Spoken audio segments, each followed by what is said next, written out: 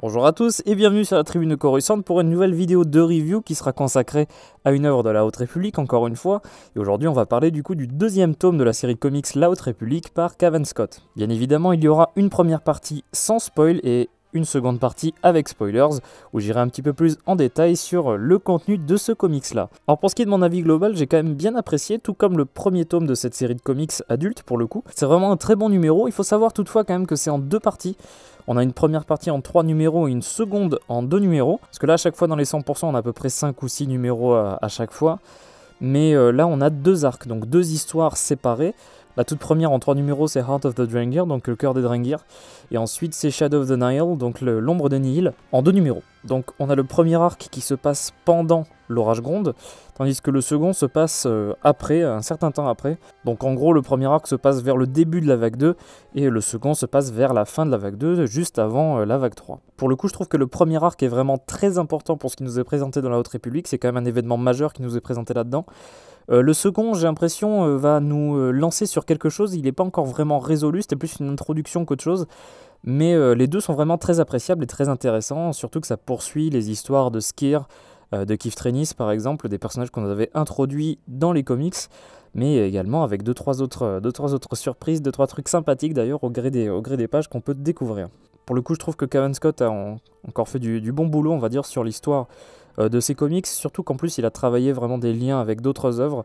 J'y reviendrai un peu plus en détail je pense dans la partie avec spoilers, mais il y a des liens avec des œuvres dont une qui n'est pas encore sortie en français d'ailleurs et que je n'ai pas encore lu, ni écouté d'ailleurs, c'est plutôt un audiodrama qu'autre chose, donc on pourrait dire écouter plutôt. Il y a toujours ce travail qui est vraiment très très bon dans la Haute République, de correspondance entre les œuvres, on retrouve des personnages exposés dans d'autres œuvres, etc. Enfin ça marche très très bien, il y a un côté très cohérent et très appréciable à suivre. Donc voilà, c'est à peu près tout ce que je pouvais dire dans une partie sans spoiler, parce que c'est un peu difficile justement d'aborder ce numéro-là sans aller vraiment au cœur du sujet, si je puis dire. Donc là, je commence la partie avec spoil, donc soit vous l'avez déjà lu, soit vous n'en avez pas grand-chose à faire d'être spoilé. Pour ce qui est du premier arc, donc Heart of the Drengir, simplement, on résout la menace des Drengir. C'est le point final justement de cette histoire-là, et qui pour le coup, je trouve, a été un peu... C'est pas que ça a été sans importance, parce que on présente en fait le cas des Drengir comme une sorte de distraction orchestrée par les Nihil. Alors, pas orchestrée, mais on va dire favorisée par les Nihil pour justement distraire la République, qui va leur permettre justement d'attaquer la planète Valo, comme on a pu le voir d'ailleurs dans La Trompe la Mort et dans l'Orage Gronde.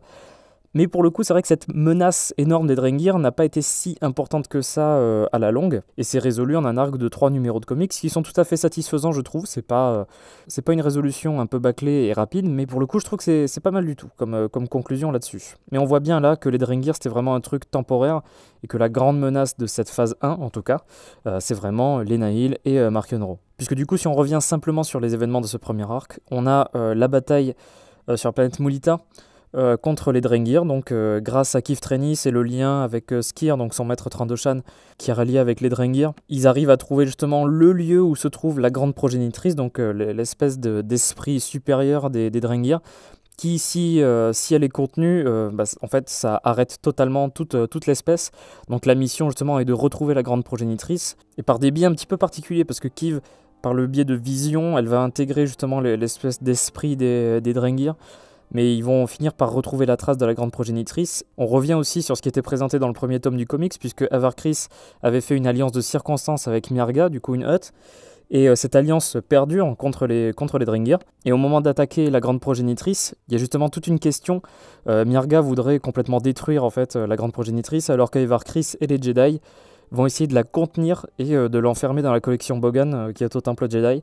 Et il y a un affrontement là-dessus, mais les Jedi prennent le dessus. Ils ne tuent pas donc la grande progénitrice, mais ils la restreignent. Et on voit la différence entre les Sith et les Jedi, puisque les Sith avaient enfermé la grande progénitrice pour se protéger eux-mêmes à bord de la station Amaxine qu'on avait pu voir dans Into the Dark.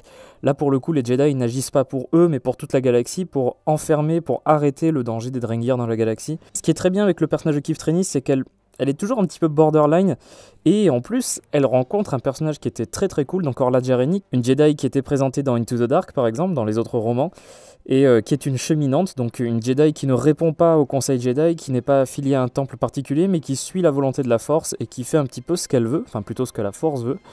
et qui est un personnage très très cool qu'on avait pu découvrir par le passé. En Trenny, c'est toujours un personnage qui m'intrigue un petit peu, vu qu'on a quelques indices donnés par Cavan Scott dans Dooku Jedi Lost par exemple, par rapport à son potentiel destin, qu'elle ferait peut-être partie des prochains égarés. Elle est très spéciale, elle est quand même assez borderline comme Jedi, donc j'ai hâte de voir ce que ça va donner, surtout ce qu'on nous présente dans le second arc. Puisque dans la deuxième partie de ce tome 2, il y a un arc en 2 numéros, donc Shadow of the Nihil, donc l'ombre des Nihil, dans lequel on nous fait croire, alors sur les premières pages, que il y a, alors j'ai complètement oublié si c'est Seret ou Terek, je me rappelle plus, mais un des deux jumeaux là, et Keeve Trennis, on nous fait croire qu'ils ont rejoint les Nihil, mais bien évidemment, c'est une espèce de ruse pour que Keeve et un des deux jumeaux se glissent dans les Nihil, puisqu'ils essayent de se renseigner sur justement la chaîne de commandement des Nihil.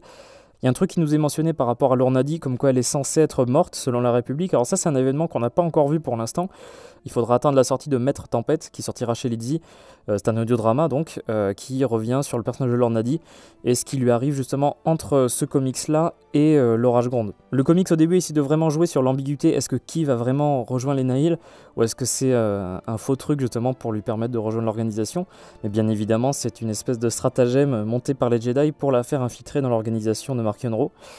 Et pour le coup, alors j'ai pas été déstabilisé parce que je me doutais que c'était un stratagème Jedi, mais ça nous met un petit peu douter justement ce personnage qui est un petit peu limite à certains moments. Ils ont fait quand même quelques efforts, hein, parce qu'elle détruit un vecteur pour faire croire qu'elle tue un Jedi, pour se faire passer pour justement un membre de la tempête, alors de Paneita si je me souviens bien. Mais évidemment le vecteur Jedi qu'elle a abattu, il n'y avait personne à l'intérieur, c'était un des deux jumeaux qui le contrôlait depuis la Taraxia. C'était une idée assez sympathique, parce que pour le coup ils découvrent quelques informations sur l'intérieur des Nihil, mais ils se font rapidement débusquer, parce qu'en fait ils tombent sur Mirga qui s'était fait capturer par les Nihil.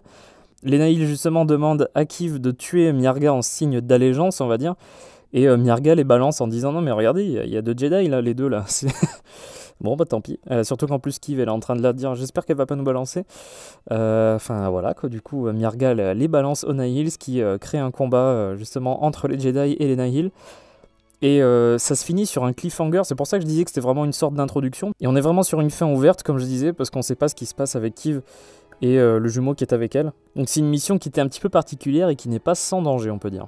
Pour revenir sur les deux arcs, ce qui était très bien aussi, c'était la construction. On se rend compte à la toute fin du premier arc que ça se déroule pendant l'Orage Gronde, et à la toute fin du premier arc, on voit la destruction sur Valo, donc pendant la foire de la République.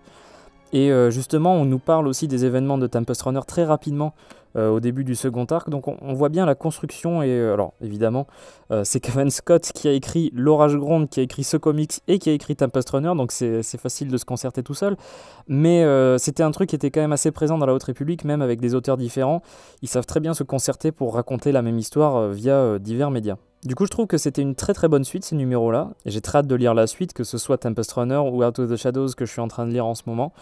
Et bien évidemment, la suite des comics, Trail of Shadows et tout le reste de la Haute République, il y a de quoi faire et ça va être très cool, je pense. Pour ce qui est de Cavan Scott, avant de terminer cette vidéo, je tenais à rappeler quand même qu'il sera présent donc ce week-end, dans quelques jours, là, à QC, donc à Génération Star Wars et Science Fiction, où on pourra faire dédicacer les romans et les comics qu'il a écrits.